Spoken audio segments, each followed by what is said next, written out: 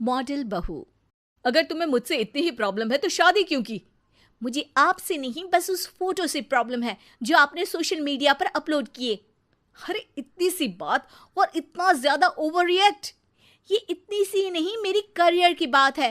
मैं मॉडल हूँ और मेरी इंडस्ट्री में कोई भी एक शादीशुदा मॉडल के साथ काम करना नहीं चाहता। इसीलिए अभी के अभी उन फोटो को डिलीट करो। नैना के गुस्से में ऐसा बोलने पर रोहित सोशल मीडिया से अपनी और नैना की सारी फोटो डिलीट कर देता है। नैना एक मॉडल है जिसकी शादी रोहित से होती है, पर उसे हमेशा हर चीज से पहले सिर्फ मॉडलिंग ही दिखाई देती है। इसीलिए वो इसके आगे अपनी शादी को भी कोई इम्पोर्टेंस नहीं देती। एक रात नैना तैयार होकर कमरे से बाहर निकलती है। अरे इतनी रात को ऐसे तैयार होकर कहाँ जा रही हो? Night club. बहू, इस तरह रात भर घर की बहू का बाहर रहना सही नहीं है। ओ प्लीज, ये छोटी थिंकिंग आप अपने पास ही रखें। मेरे प्रोफेशन में night club and parties normal है।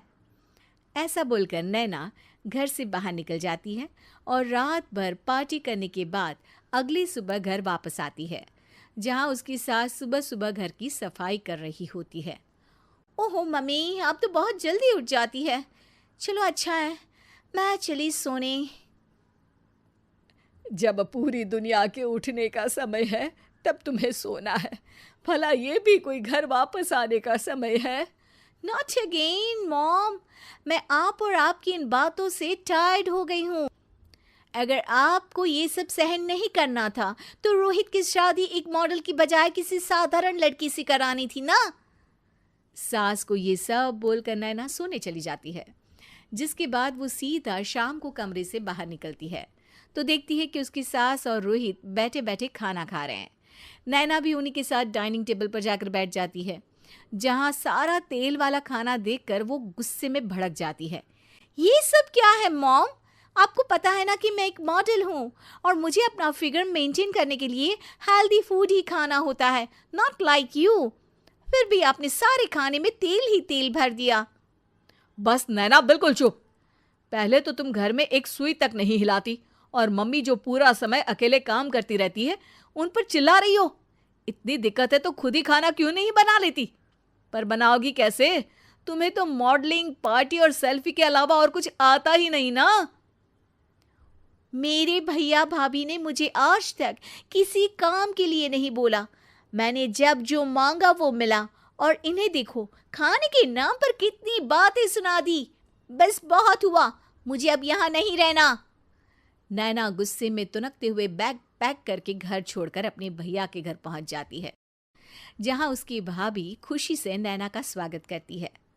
अरे क्या बात है नैना, ना कोई खबर ना रोहित साथ में, अचानक कैसे आना हुआ? मैं तो उस घर को हमेशा के लिए छोड़ आई, दोबारा कभी वहां वापस नहीं जाऊंगी।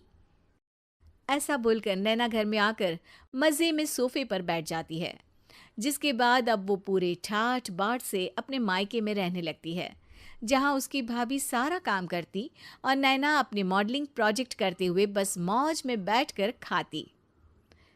नैना, आखिर बताओ तो सही कि तुम्हारे ससुराल में ऐसा क्या हुआ जो तुम्हें घर छोड़ना पड़ा?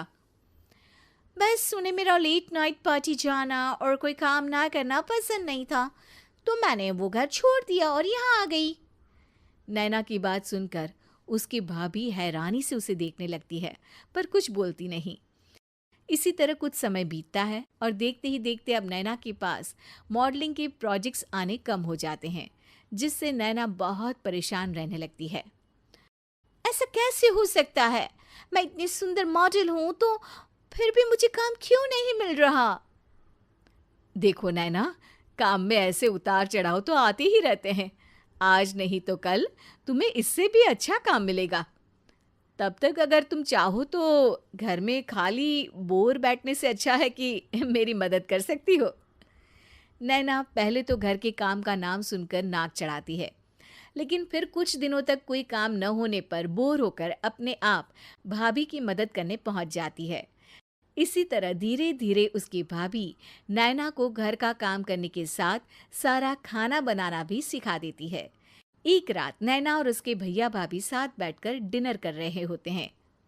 पता है, आज का सारा खाना नैना ने बनाया है, मैंने तो बस आज थोड़ी सी ही मदद की है। मानना पड़ेगा नैना, खाना तो बहुत स्वादिष्ट है।